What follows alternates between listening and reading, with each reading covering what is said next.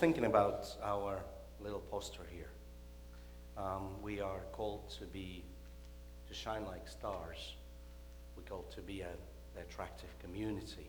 We're called to be the people that, what sort of people are we called to be? What does it mean to be attractive?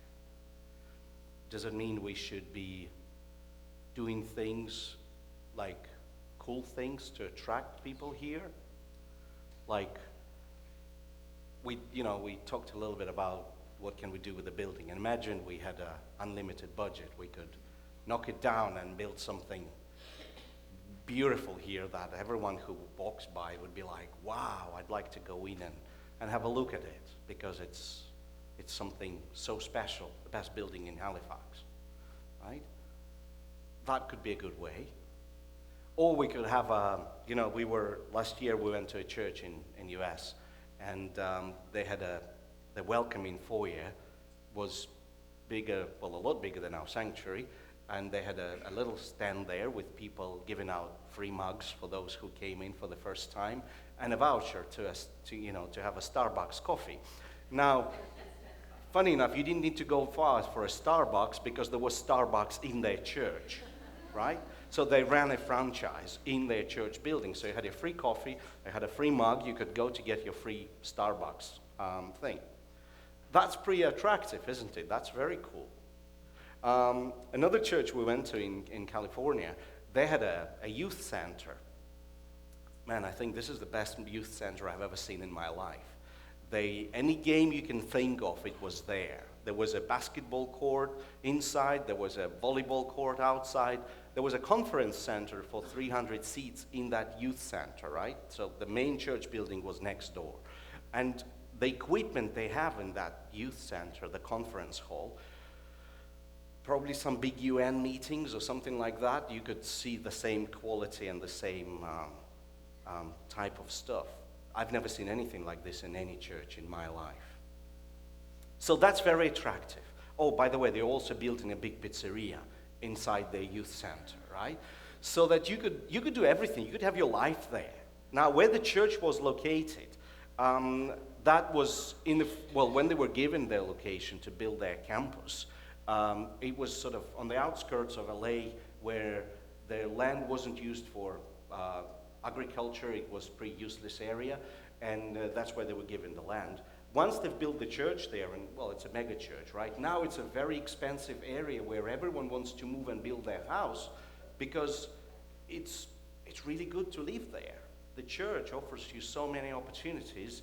It offers offers young kids so much, and adults. There was like another little school they have for very little kids, and your whole life could be around there, rotated around this church. Top quality stuff, excellent facilities, wonderful music, everything great. Is that attractive? Well, it is. People are attracted to that. Now, so what should we do then to be that kind of attractive community? Do we need to build a little Starbucks stand in our church? Do we need to, should we have there, here's another funny one. We have, there's a church in Edinburgh which was partnering with a church in Brazil. And so there was a lot of Brazilian young people coming over from Brazil to Edinburgh. They were learning English, but they were also doing a lot of youth work in the church. Now, the youth ministry in that church was booming. There were so many young people and young kids coming because there was all these beautiful Brazilian girls as youth workers that it was very attractive. And the pastor was joking about it. He said, ever since they started coming and helping, we're having like tons of young people coming over. That's another very attractive way of doing church. And, as we're thinking about attractiveness, then becomes a big question. Why are we doing all of that? Why do we need to serve? Well, we need probably serve best coffee. I wouldn't argue with that one. But say, why do we need to have everything, nice building and warm building and wonderful smiley people at the doors?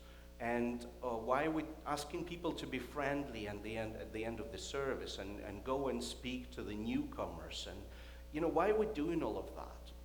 Are we trying to create an image of us being such a wonderful family of, well, whatever, and so that other people will be attracted to that and would want to join us?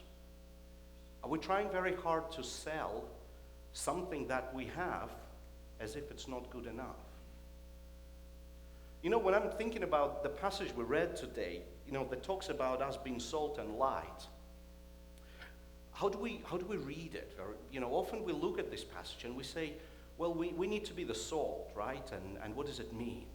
And we talk about the salt being used as the preservative for food and make it tastier and make it better. And we say, well, this is what we need to be. We need to be that. I almost think about like the cream of the world. Like we need to be the very best of everything because we provide in that high moral standard and we provide the better relationships and we are the salt and light, right? Is this how we often think about this passage? And then there is a challenging bit in it where we kind of say, well, what happens if the salt loses its saltiness? And we're kind of thinking, well, this is about Christians who failed. And there's plenty of that, right? When we look out there and we kind of, what happens with the world, it's very difficult to preserve that slightly arrogant stance of the church being the best of the best because we see that constant failure of people who are Christians or at least call themselves Christians. Look into the last week, the starting day, the 27th of January. Anybody remembers what that was? The low point of our history, I guess. The Holocaust Memorial Day, right? Now, thinking that there is nothing to do with that in the church, well, there is everything to do with it. Because we're talking about at least, 17 million people who were killed in that. And most of that was done or allowed to happen by people who at least claimed to be Christians. The church was in the middle of that. And the church didn't rebel. Now, to make it even worse, thousands of Jewish people who tried to escape Germany, and a lot of them coming over to, say, to the US, they were sent back because of that fear of these the aliens. They weren't needed there, right? And it happened with many other places. So, and Christians, the church, was there essentially making some of those decisions. And something that we're really appalled by today, and we sometimes prefer not to talk about because it's painful. But that fear of somebody who is sort of an alien, who's somebody who is not part of us, that continues to exist even today. Like we had Brexit finally in England, that happened, right? And that was an outcome. The main reason for that was the fear of the foreigners. The aliens were coming in and we didn't want it, I'm saying, the people in England didn't want it to continue to happen and therefore they said, let's cut us off. Let's make us all poorer. It'll make us all worse off, but at least we won't allow those foreigners in. I know I'm sort of oversimplifying this, but for the vast majority of people who went for it, that was the main motivation. And a whole bunch of Christians were in part of that. A good friend of mine who's a minister, funny enough, he's a foreigner in England himself. He threw out a big party marking Brexit. And I'm like, you just moved here yourself. What are you doing? But somehow that mattered. You think about many other things, like, I was looking at the reaction to the virus in China and seeing how many Chinese people, they've experienced hostility and discrimination in the Western countries, in France and England and Canada, in US, and many other places where they weren't allowed into shops, they were asked to get off the public transport, they were refused service in like cafe or a restaurant, When you think about that, and Christians are there, being part of those hostile decisions, and say no because they're afraid, they'd rather reject somebody and hurt somebody than risk. I don't know, is there any risk there really? But that just happens all the time. And when I'm thinking then about the church, not sort of distant church that were making decisions about, or being, witnessed the Holocaust, or we're going through all those Brexit votes, or, hopefully we don't know people who would, shut the door in front of the Chinese person. But even if you think about your experience with the church, can you honestly say that the church has been the very best thing that ever happened to you in your life?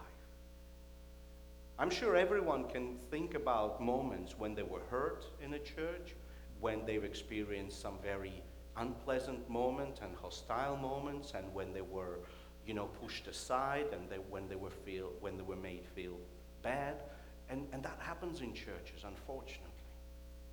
And you meet a lot of people out there who left the church for good because of that kind of experience, when they were hurt, when they were when they weren't listened to, when they were rejected. So if we look at our salt and light thing and we say we should be the salt and the light, then, well, very often we fail, isn't it? And yes, there are wonderful Christians who are doing miraculous work in the world and who are sacrificing their life and doing a lot of good things. But at the same time, there are many other people who call themselves Christians who are, who pure evil. So what about this being the salt and the light then? And sometimes we kind of look at this and we say, well, those people who are failing, right? Like when we think of the church as that concentration of goodness, and when we say, well, if it doesn't happen, then that's exactly what Jesus is referring to when he talks about the salt that loses its saltiness, right? And that's the people who failed, essentially. So we shouldn't be like that. And then the whole passage turns more or less into sort of an admonition to the church to be good, to maintain high standard. Unfortunately, later we have that whole Sermon on the Mount that we're looking into, and we're saying, well, there you go. Jesus tells you how to live your life. But here's the funny thing. When we read this passage, Jesus doesn't tell us you should be the salt and the light, because this is how often we look into that. And we're teaching that we should be the light. We should be the salt. We should be the witness. Now, Jesus is saying you are. And talking about the salt, I've done a little bit sort of Google research on that, but apparently the salt cannot lose its saltiness, right? It simply cannot. The salt is always salty. So think about that. If Jesus is telling us that what happens to a salt that loses its saltiness, well, it's nonsense, because it doesn't happen. And essentially that's what Jesus is referring to. If you're the salt, you're always the salt. Nothing can change you. And the same thing about the city on the hill, you cannot hide it. It's something absurd. And the light, if you lit the lamp, if you cover it, what happens with the light? It goes out. You cannot hide the light. It's either there or not. If there is a light, you cannot hide it. So think about what Jesus is saying here then. He's saying you are the salt, you're the light, you're the city on the hill, and it cannot be hidden, it cannot be changed. It's given, it's there. But then, who's he talking to when he's saying, you are? If you look at the passage, you'll see that prior to the bit about the salt and the light, Jesus talks about, well, there's this passage, the famous passage as well, that we call the Beatitudes, right? And Jesus is saying there, he says, blessed are the poor in spirit, for theirs is the kingdom of heaven. Blessed are those who mourn, for they will be comforted. Blessed are the meek, for they will inherit the earth. Blessed are those who hunger and thirst for righteousness, for they will be filled. Blessed are the merciful, for they will be shown mercy. Blessed are the pure in heart, for they will see God. Blessed are the peacemakers, for they will be called sons of God. Blessed are those who are persecuted because of righteousness, for theirs is the kingdom of heaven. Blessed are you when people insult you, persecute you, and falsely say all kinds of evil against you because of me. Rejoice and be glad, because great is your reward in heaven. For in the same way they persecuted the prophets who were before you. And then he goes on to say, well, you are the salt and the light and the city on the hill, and your witness cannot be hidden. So, the salt and the light, how can we describe that category of people that Jesus refers to? They're the disciples. But they're the ones that are the people that are identified with essentially sufferings and weakness and need. You know, the poor in spirit, those who mourn, those who are meek, hunger and thirst for righteousness, merciful, pure in heart, peacemakers, persecuted because of righteousness, those who are insulted, prosecuted falsely, and against whom the evil is done. That's the group of people that Jesus is addressing. And he's saying, you are the salt and the light. Now, you know, in the Jewish society, those people were kind of looked down upon. Because if you weren't prosperous, if you were sick, if something was wrong in your life, well, you must have messed up, and clearly God wasn't happy with you. Remember the book of Job, where, you know, the Job, from being prosperous and righteous, as everyone believed, when things went bad for him, when he lost his family, his wealth, his health, then suddenly all his friends turned at his doorstep saying, you must have done something wrong. You must have sinned against God. You must have, it's your fault. So if you were one of those poor in spirit or mourning or thirsting for righteousness because you were oppressed, well, clearly you've done something wrong. So what Jesus is doing here, he's kind of, well, pretty much flipping everything upside down. Everyone who was considered unworthy, he's saying, well, you are the salt and the light. Everyone who was considered unblessed because things weren't going right in their lives, he's saying, well, you are blessed. Because, and by doing this, he kind of redefines what the whole blessing is about. I really liked what, Michael, you said, when you said, I'm blessed. But then, really, blessed not because you're here and you can earn a fortune, but blessed because you're here, you can earn money, and you can help people back in Sierra Leone. Now, that is a blessing here. The redefinition, you know, sometimes we talk about blessing being, oh, well, I have a friend who talks about, God blessed me with a lot of money, or God blessed me with a really good job, or God blessed me with really strong health. But what if you don't have strong health? Or what if you don't have a lot of money? Or what if you don't, does it mean God didn't bless you? Or does it mean that God didn't like you? Or is there something wrong with you? So the whole thing, what Jesus is doing here, he's saying, well, what is a blessing? What does it mean to be blessed? How do you see that? You're part of a different kingdom. And things work differently in that kingdom. And the blessing, it, you know, if you're mourning or if you're struggling, it doesn't mean that God is unhappy with you. Well, actually, if anything, you will have the blessing. Because you can get closer to God. You can experience His presence. You can walk with Him because you have to rely on Him. And that's reliance of God. I think that's at the heart of this. God wants us to walk close with Him. God wants to rely on us to rely on Him and trust Him with everything and all the time. Now, there's something more here, which I think us being the salt and the light is not the result of what we've achieved. You know, I can be really good today and I can be really bad tomorrow. I can be really faithful one moment and I can be unfaithful the other. I can trust God with all my heart and all my life, but then I can lack faith the next moment. And I think we all know that. We've all experienced that. We can all relate to that. So what makes us the salt and the light? Or are we the light only when we're good, and when we're not, we're not? I think what Jesus highlights here is that we're the salt and the light, not because we've done something, but because God is doing something. It's not us that elevate us into the position of salt and light and saying we're better than others. And then there's a little bit of Christian arrogance here, even well-meant, like, we're good because we're Christians. Because we're Christians, by definition, we're better than those who are not.